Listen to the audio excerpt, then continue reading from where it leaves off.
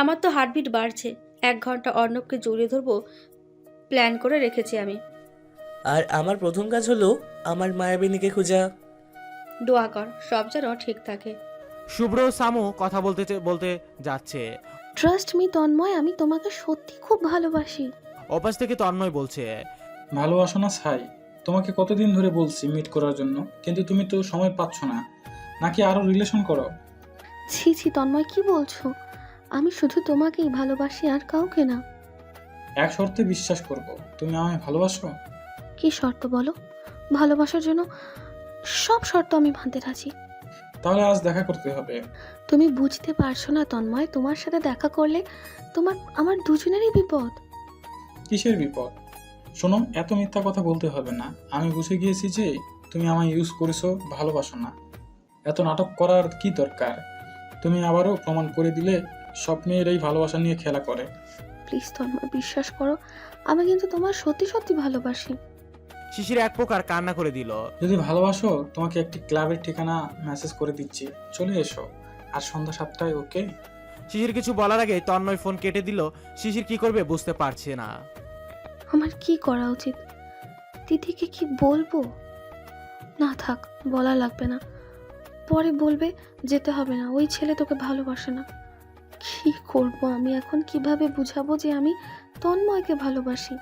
অনেকক্ষণ ভেবেচিন্তে শিশির ঠিক করলো ও যাবে। আর বাসায় যদি ক্লাবের কথা বলা হয় তাহলে ওর আম্মু দিবে না। তাই তিথির বাসার নাম করে ও তন্ময়ের সাথে দেখা করতে যাবে তন্ময়ের দেওয়ার ঠিকানায়। মামনি কেমন আছো? অর্ণবের আম্মুকে জড়িয়ে ধরলো, বলল সামু আর শুভ্র। অর্ণবের আম্মু তো ওদের দুজনকে দেখে অবাক হয়ে গেল। ওই ছাড়, আমায় এভাবে জড়িয়ে ধরলে তো দম বন্ধ হয়ে মারা যাব। কি যে বলো না মামনি, তুমি তো এখনো কিউটি গাল হয়ে আছো। এইভাবে জড়িয়ে ধরলে কিছু হবে না। যা পাগলি মেয়ে, এখনো আগের মতোই আছিস? কেন, তুমি কি পরিবর্তন হয়েছো যে আমি হব? হুম, বুঝছি। এইবার বলুন, একদিন আগে কিভাবে আসলেন? শুভ্র বলল, কিভাবে আর, বিমানে এসেছি। তো বললি না কেন? গাড়ি পাঠাতাম। আর অর্ণব তো তোদের আনবে বলে কত কি প্ল্যান করে রেখেছে। তোরা বেচারার প্ল্যানে পানি ঢেলে দিলি। তোমাদের সারপ্রাইজ দিব বলেই তো ভাইয়াকে বলেছি তোমাদের না জানাতে। এখন বলো কেমন সারপ্রাইজ দিলাম? অনেক ভয়ঙ্কর, চমক অ্যান্ড আনন্দিত সারপ্রাইজ এইটা। সামু এদিক ওদিক আঁকিয়ে অর্ণবকে খুঁজতে লাগলো।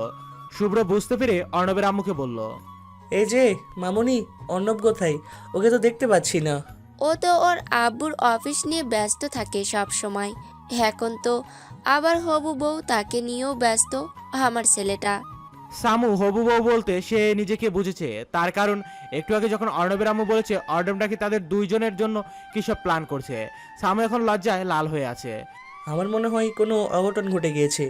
শামুকে এখন কিছু বলবো না, আগে দেখি আসল ঘটনা কি। শুভ্র মনে মনে যা বোঝার বুঝে গিয়েছে।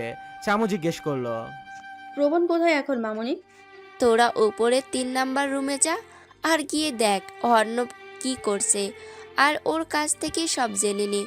আমি বরং যাই। তোরা কত দূর থেকে এসেছিস, তোদের জন্য নিজ হাতে রান্না করব। তোদের মামা তো এখন ব্যবসার কাজে আমেরিকায় আছে, কিছুদিনের মধ্যেই এসে পড়বে। ওকে মামুনি। শুভ্র আর সামু উপরের 3 নাম্বার রুমে চলে যায়। দরজা আগে থেকেই খোলা ছিল। দুজন রুমে ঢুকে দেখে অর্ণব কার সাথে যেন কথা বলছে। সামু অর্ণবকে দেখতে পেয়ে দৌড়ে গিয়ে পিছন থেকে জড়িয়ে ধরে। কে কে? এই ছাড়েন বলছি, কে কি করছেন? অর্ণব সামুকে না দেখে, আরে গাধা, আমি সামু। অর্ণব সামুর হাত ছড়িয়ে সামুর দিকে তাকিয়ে, তোরা না আগামীকাল আসবি বলেছিলি, তাহলে আজকে? কেন রে অর্ণব, তুই খুশি হোস নাই আমাদের দেখে? শুভ্র খাটে বসে বলল, আরে শালা খুশি হব না কেন? আমি ভাবছি তোরা কাল আসবি, আমাকে বলতে পারতি, আমি নিয়ে আসতাম। তোকে সারপ্রাইজ দেওয়ার জন্য এসেছে। বাই দ্য ওয়ে, প্রবণের কি খবর? আর বলিস না শুভ্র, প্রবণ তো এখন প্রেমে পড়ে গেছে। আর প্রবণ এখন এক ভার্সিটির প্রফেসর, আর মেয়েটি ওই ভার্সিটির স্টুডেন্ট। প্রবণ ভাইয়া তো এখন ছাত্রের প্রেমে হাবুডুবু খাচ্ছে। সামুর কথা শুনে অর্ণব সামুর দিকে তাকিয়ে বলল, ভাইয়া কবে থেকে হলো? আমাদের শামু এখন বড়দের সম্মান দিয়ে কথা বলে, আমাকেও ভাইয়া ডাকে এখন। তাহলে তো আমাকেও ডাকবে। তোকে ডাকতে বয়ে গেছে আবার, যা ভাগ। তিনজন কিছুক্ষণ কথা বলে চলে গেল। অর্ণব শুভ্র এক রুমে থাকবে, সামু আলাদা। ওরা ফ্রেশ হয়ে খাবার খেয়ে কিছুক্ষণ গল্প করলো। ওই চল আজ এক জায়গায় যাই। কই যাব? তাছাড়াও প্রবণের সাথে এখনো কথা হলো না। আজ তোদেরকে সারপ্রাইজ দিব। সামু খুশি হয়ে বলল, কি সারপ্রাইজ বল? বললে ওইটা আর সারপ্রাইজ থাকে না। প্রবণকে সারপ্রাইজ দিব। তোদের নিয়ে যেমন আমি হলাম, আর তোদের দুজনকে দেখাবো আমার স্পেশাল সারপ্রাইজ। কখন দেখাবি সারপ্রাইজ? আজ রাতে। মানুষের সবচেয়ে বড় দুর্বলতা হলো ভালোবাসা। যার মধ্যে ভালোবাসা নেই তার কোনো দুর্বলতাও নেই। ভালোবাসার জন্য মানুষ সব কিছু ছেড়ে দেয়, আর সেই ভালোবাসা তার জন্য কাল হয়ে দাঁড়ায়। শিশির, তুমি তো আমার পাতা ফাঁদে পা দিয়ে ফেলেছ। জানো, কবে থেকে এই সুযোগ খুঁজছিলাম আমি, কিন্তু পাইনি। তাই তো আজ ভালোবাসার কথা বলে তোমাকে দিয়ে আমার ইচ্ছা পূরণ করব। তুমি বড্ড বোকা শিশির। আজ দেখবে তন্ময়ের আসল খেলা। তন্ময় দাবা খেলছে আর একটা গুড়ি কেটে দিচ্ছে। অর্ণব ফোনে প্রবণকে একটা ঠিকানা দিল আর বলল খুব তাড়াতাড়ি আসার জন্য। প্রবণ অনেক জিজ্ঞাসা করেছে, অর্ণব কিছু বলে নাই। তাই প্রবণ রেডি হয়ে অর্ণবের দেওয়া ঠিকানায় চলে আসলো। অন্যদিকে তিথি আজ শাড়ি পরেছে। আজ অর্ণব তিথিকে বলেছে শাড়ি পরতে। নীল শাড়িটা পছন্দ করেছে অর্ণব, পাঠিয়েছে তিথির জন্য, সাথে কিছু কসমেটিক্স। তিথিও রেডি হয়ে অর্ণবের পাঠানো গাড়িতে বসে পড়লো। আজ কি এমন সারপ্রাইজ দেবে আল্লাহ জানে। প্রতিদিনেই তো সারপ্রাইজ দিচ্ছে, একদিন এই সারপ্রাইজ দেখতে দেখতে আমি শেষ হয়ে যাব। আর মহারাজ শাড়ি পরতে বলেছে, কি ব্যাপার? তিথি নিজের মতোই বকবক করে যাচ্ছে। অন্যদিকে শিশির কি পড়বে বুঝতে পারছে না। ওর মনে এখনো দ্বিধাবোধ হচ্ছে ওইখানে যাওয়া কি ঠিক হবে নাকি অন্য কিছু। কোনো কুল কিনারা না পেয়ে কালো একটা শাড়ি পরে রেডি হয়ে গেল। তন্ময়ের কালো রং নাকি খুব পছন্দ, তাই এই রংটাই বেছে নিয়েছে শিশির। সবাই সবার মতো নিজ নিজ ঠিকানায় রওনা দিল। কারো মনে চলছে ভয় আর কারো মনে আনন্দ। কি জানি কি হয়। শিশির ক্লাবে গিয়ে তন্ময়কে ফোন দেয়। হ্যালো জান, তুমি কি চলে আসছো? হুম। তাহলে ভিতরে চলে আসো জান। তন্ময়, শোনো না, তুমি বাহিরে চলে আসো, আমরা এইখান থেকে দেখা করে চলে যাব। আমার কেমন অস্বস্তি লাগছে। তুমি পাগল হয়ে গেছো? আমি আমার ফ্রেন্ডদের তোমায় দেখাবো, আর তুমি কিনা যা তা বলছো। তোমার এইসব বোকা বোকা কথার কারণে মাঝে মাঝে লজ্জায় পড়তে হয় আমার। তনয় ফোন দিয়ে ধমকের সুরে বলছে। এইভাবে কথা বলছো কেন? আমি তো এসেছি। বেশি কথা না বলে সোজা ক্লাবের ভিতরে চলে আসো। তন্ময় ফোন কেটে দিল।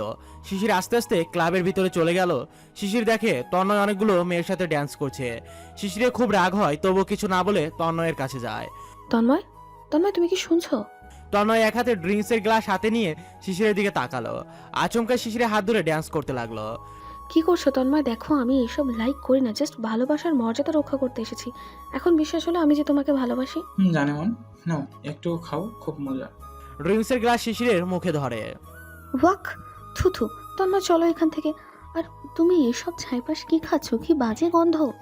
প্রথম খেলে এমনি লাগবে, পরে ঠিক হয়ে যাবে। তন্ময়, তুমি বলেছিলে তুমি তোমার ফ্রেন্ডের সাথে দেখা করাবে। কোথায় ওনারা? আমার যেতে হবে। এত তারা কিসের, আমি আসছি না। আগে একটু ডান্স করি, পরে না হয় কথাবার্তা। কিন্তু তন্ময়। কোনো কথা না, চুপ, আমার সাথে চলো। শিশির তন্ময়ের সাথে ক্লাবের মাঝে চলে গেল। এত এত ছেলে মেয়ের মাঝে এরকম পরিবেশে শিশির অনেক অস্বস্তি বোধ করছে। তন্ময়ের মন রক্ষা করার জন্য মিথ্যা হাসি দিয়ে একটু তাল মিলাচ্ছে। অন্যদিকে সামো ইংলিশ মিউজিকের সঙ্গে ডান্স করছে, সাথে শুভ্র। কি রে অর্ণব, প্রবণ কোথায়? এখনো আসছে না কেন? তাছাড়া এখানে ভালো লাগছে না, আমি ক্লাবের ভেতরে যাব। শামু নাক কুঁচতে বলতে লাগলো। অর্ণব বলল, তো সব কিছুতেই তাড়াহুড়া। এইখানে তোদের আর প্রবণকে সারপ্রাইজ দিয়েই তো ক্লাবের স্টেজে যাব। হুম। অর্ণবের ফোন কল আসলো। প্রবণ কল দিয়েছে। ওই তোরা যা গিয়ে অন্য কোথাও লুকিয়ে থাক। সামো আর শুভ্র এক কোনায় লুকিয়ে থাকে। প্রবণ ক্লাবের প্রাইভেট রুমে আসে। ওই কিসের এত জরুরি তলব বলো? আমি তো তোর ফোনের মেসেজ পেয়ে ভয় পেয়ে গেছিলাম। এখন ভয় সাথে অবাকও হবি। কেন, কি এমন মহৎ কাজ করেছিস যে অবাক হব? স্যার, আপনি একটু কষ্ট করে পেছন তাকিয়ে দেখবেন। বাস স্যার, ওকে দেখছি। প্রবণ পিছনে তাকিয়ে দেখে শুভ্র আর শামু। শুভ্র শামু তো প্রবণকে দেখে জড়িয়ে ধরলো, আর সাথে ওরাও। আমি দুধে মিলে গেল, আর এইখানে আমি আটি হয়ে গড়াগড়ি খাচ্ছি। প্রবণ অন্য হাত দিয়ে অর্ণবকে এই মিলনে আহ্বান জানালো।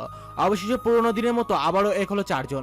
শুভ্র অর্ণবকে বলল, বাকি সারপ্রাইজ কই? আসছে, একটু ওয়েট কর। সামু ভ্রুকুচকে জিজ্ঞাসা করলো, এখন আবার কি আসছে? স্পেশাল একজন, তোরা দেখলে খুশি হবি। অর্ণব প্রবণকে চোখ টিপ দিল। তখন প্রবণ বলল, বুঝতে পেরেছি উনি সত্যি খুব স্পেশাল একজন।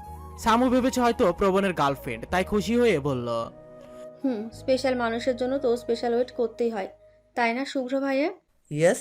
তিথি অর্ণবের ফোনে মেসেজ দিল যে ও বাইরে ওয়েট করছে। প্রবণ, তুই শামু আর শুভ্রর চোখ রুমাল দিয়ে বেঁধে রাখ। শুভ্র আশ্চর্য হয়ে বলল, সারপ্রাইজের সাথে চোখ বন্ধের কি সম্পর্ক? সম্পর্ক আছে, তোরা চোখ অফ কর। হুম। সামু আর শুভ্রর চোখ বেঁধে দেয় প্রবণ। অর্ণব গিয়ে তিথিকে ভিতরে নিয়ে আসে। তিথিকে সামুর পাশে দাঁড় করিয়ে অর্ণব হাঁটু ভাঁজ করে বসে পড়ে। জীবনের রং বড় বিচিত্র, কখনো লাল, কখনো নীল, কখনো মুক্ত পাখির মতো, কখনো আবার চুপসে যাওয়া ফুলের মতো। হারিয়ে যায় কত চেনা মুখ, থেকে যায় শুধু অনাবিল সুখ। নীল নীলিমায় দূরে কোথাও মন যে হারায়, বেকুলতায় মনে পড়ে যায় একটা কথাই মন জানতে চায়। অবেলায় অবসরে মনে কি পড়ে আমায়? আই লাভ ইউ তিতির পাখি, লাভ ইউ সো মাচ। তিথির হাতে কিস করে। সামু এতক্ষণ ভাবছিল অর্ণব বুঝি তাকে প্রপোজ করছে, কিন্তু নাম শুনে নিজের চোখের বাঁধন খুলে ফেললো। দেখলো অর্ণব একটা মেয়ের হাত ধরে আছে।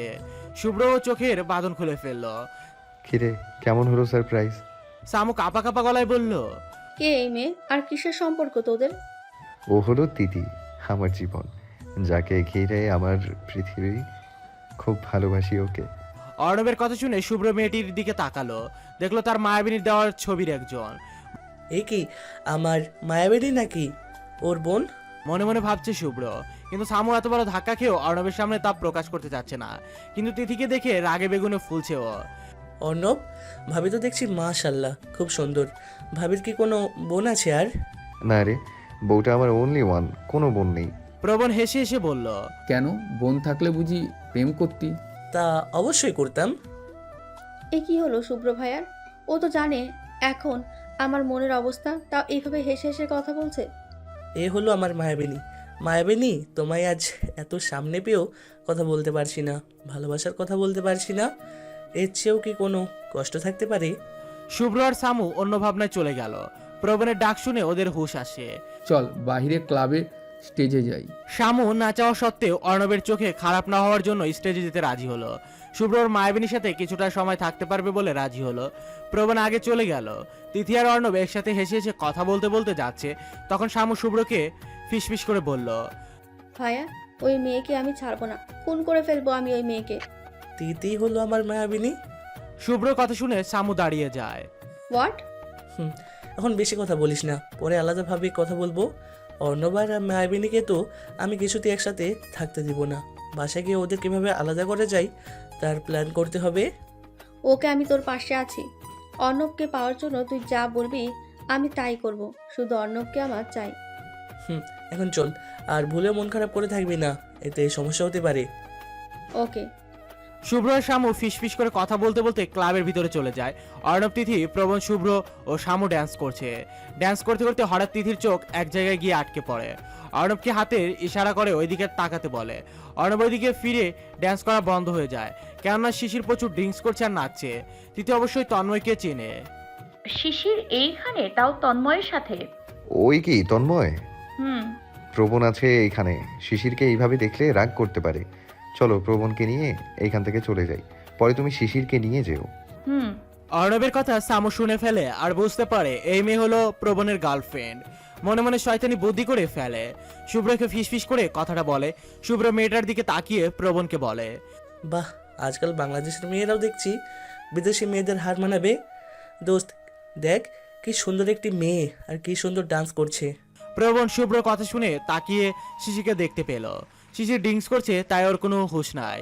শিশির তন্ময়ের সাথে খুব ঘনিষ্ঠ হয়ে ড্যান্স করছে। প্রবণ শিশিরের কাছে যেতে নিলে অর্ণব ধরে ফেলে। কি করছিস কি তুই? রাগের বসে এমন কিছু করিস না যাতে খারাপ কিছু হয়। তুই দেখেছিস শিশির, আমার শিশির, ও কিনা একটা ছেলের সাথে, ছি, আমার ভাবতেই ঘৃণা হচ্ছে। ভাইয়া, ওই ছেলেটাকে শিশির ভালোবাসে, ওর নাম তন্ময়। তিথির মুখে শিশিরের ভালোবাসার কথা শুনে প্রবণ মনে হয় পাগল হয়ে যাচ্ছে। তখন শুভ্র বলল, শোন ভাই, জোর করে ভালোবাসা হয় না, অন্য মেয়ে দেখ। ওকে ভালোবাসি আমি, কিভাবে অন্য মেয়েকে দেখব? ভাইয়া, আপনি এখন মাথা ঠান্ডা রাখুন, আমি আগামীকাল শিশিরকে বোঝাবো, প্রমিস করছি। না থাক ভাবি, ও যেহেতু ওই ছেলেকে ভালোবাসে, ওদের মাঝে আমি বাধা হয়ে দাঁড়াবো না। সত্যি তো, সবারই তো নিজের ভালোবাসা পাওয়ার অধিকার আছে। আমার ভালোবাসা ছিল এক, তারপর তা আমার কাছেই থাকুক। প্রবণ চলে যায়। তিথি ও অর্ণব ওর পিছু পিছু ছুটে যায়। শুভ্র ডেভিল হাসি দিয়ে বলল, কি রে কেমন দিলাম? পুরো ঝাঁকা নাকা ব্রো। এই চল, এখনো তো নাটক বাকি আছে, গিয়ে দেখে আসি। চল, আর সাথে করে বোতলটা নিয়ে যাই, প্রমাণের দরকার হতে পারে, কি বলিস? অফকোর্স। শিশির দেখছি এখন একদম হুঁশে নেই, এখনই আসল সময়। তন্ময় ফোনে কার সাথে যেন কথা বলছে আর বলছে, ক্যামেরা কিন্তু সব দিক দিয়ে লাগাবি, একটাও যেন ভুল না হয়। আর ফুলের পাপড়িগুলো যেভাবে বলছি ওইভাবে রেখেছিস। ফোনের অফাস থেকে, তুই যেভাবে বলছিস সেভাবে রাখছি। দোস্ত, তুই একা মজা নিবি আর আমরা শুধু দেখবো, তা কি ভালো হয় নাকি? সময় হোক তোরাও পাবি, আজকের দিন শুধু আমার। ফোনে কথা বলা শেষ। তন্ময় শিশিরকে কোলে তুলে ক্লাবের উপরে একটা রুম বুক করা ওইখানে নিয়ে যেতে লাগলো। তন্ময় যখন 2 তলা শিশিরকে নিয়ে যাচ্ছিল তখন তিথি এসেছিল শিশিরকে নিয়ে যাওয়ার জন্য। তন্ময় শিশিরকে নিয়ে কোথায় যাচ্ছে? ওর কোনো খারাপ উদ্দেশ্য আছে কি? আমি কি যাব না? থাক, আমি একা। ওইখানে গেলে হতে পারে আরও লোক আছে, পরে আমার আর শিশিরের দুজনেরই বিপদ হবে। আমি বরং অর্ণবকে ফোন দেই। তিথি অর্ণবকে ফোন দিল। বলো তিথি, কি হয়েছে আর তুমি কোথায়? অর্ণব, তুমি আমার কথা শুনতে পারছো? অর্ণব, অর্ণব। বলো, আমি শুনতে পাচ্ছি। বলো কি হয়েছে? আর তোমার ভয়েস এমন শোনাচ্ছে কেন? তুমি ঠিক আছো? আমি ঠিক আছি। শিশির, শিশির ঠিক নেই। তিথি অর্ণবকে সব বলল যা দেখেছে। জান, তুমি ভয় পেও না, আমি আসছি। আসো, আর প্রবণকে কিছু বলো না। ওকে। তিথির ফোন কেটে অর্ণব যখন দোতলায় যাওয়ার জন্য পা বাড়ায় তখন শুভ্র বলে, কি রে কি হয়েছে? এত অস্থির হয়ে কোথায় যাচ্ছিস? ওইখানে তন্ময় বাদে আরো লোক আছে মনে হয়। তাছাড়া শিশির আর তিতিরও একা যাওয়া ঠিক হবে না, শুভ্রকে সাথে করে নিয়ে যাই। অর্ণব মনে মনে ভাবছে তখন শুভ্র বলল, ওই কি ভাবছিস? কি হলো? Anything wrong?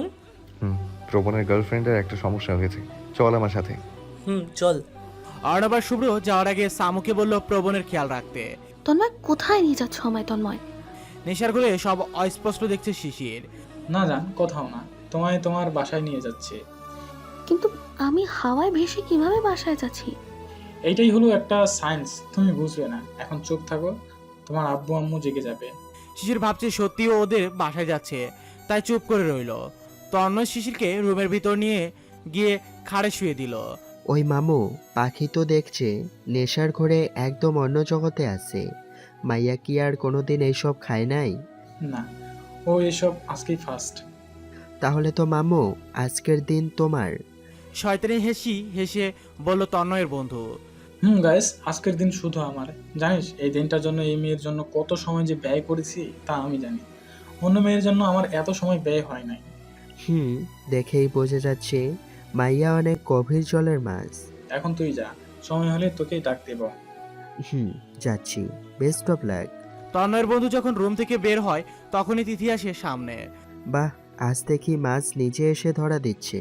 তন্ময়ের বন্ধু খারাপ দৃষ্টিতে তিথির দিকে তাকিয়ে বলল, ঠিকই বলেছিস, মাছ নিজে থেকে ধরা দিয়েছে, কিন্তু তোদের ভোগের পুণ্যের জন্য না, তোদের শাস্তি দেওয়ার জন্য। অর্ণব তিথির পিছন পিছন ছিল, তাই ও তন্ময়ের বন্ধুর কথা শুনতে পায়। রাগে অর্ণবের শরীর জ্বলে যাচ্ছে, সাথে শুভ্র। কেননা ছেলেটা তার মায়াবিনীকে খারাপ কথা বলেছে। এইখানে এখন অর্ণব না থাকলে ছেলেটাকে খুন করে ফেলতো শুভ্র। ছেলেটা কিছু বলতে যাবে তার আগে অর্ণব এসে ছেলেটাকে মারতে লাগলো। শুভ্র সুযোগ বুঝে ছেলেটাকে মারতে লাগলো। তিথি রুমে এসে দেখে তন্ময় ড্রিঙ্কস করছে আর শিশিরের চুলে মদ ঢালছে। আর আগের মাথায় তিথি রুমের ভিতর গিয়ে তন্ময়কে একটা চড় মারলো। ওই কে তুই, আর এখানে আসলি কিভাবে? তন্ময় চোখ মিলে তাকিয়ে দেখে তিথি। ও তুই? শিশির তোর কথা অনেক বলেছে, আর তোর পিকও দেখেছে শিশিরের সাথে। আর তোর জন্য শিশিরকে বেশি পড়াইতে পারতাম না, সব সময় আমার মাঝে দেয়াল হয়ে আসতি, যেমন আজকেও আসলি। শিশির তোকে মন থেকে ভালোবাসতো, আর তুই একটা মেয়ের ভালোবাসা নিয়ে তার সাথে খারাপ কাজ করতে তোর বাঁধলো না? তুই তো শিশিরকে কোনোদিন মনে হয় ভালোবাসিসনি। তুই ঠিকই বলেছিস, আমি কোনোদিন শিশিরকে ভালোবাসিনি। শুধু শিশির কেন, আজ পর্যন্ত যত মেয়ের সাথে প্রেম করেছি কাউকেই ভালোবাসি নাই। তুই কিছুই করতে পারবি না, এইখানে এসে বরং নিজের ক্ষতি করে ফেললি। যাক, ভালোই হয়েছে, আজ একসাথে 2 পাখি শিকার করব। ঠিকই বলেছিস ভাই, কিন্তু তোর একটু ভুল হয়েছে। কথাটা হলো, আজ শিকারই তোকে শিকার করবে। অর্ণব এই ছেলেটাকে মেরে তখন তন্ময়ের উপর হামলা করলো, সাথে শুভ্র। অর্ণব আর শুভ্র মিলে তন্ময়কে মারছে।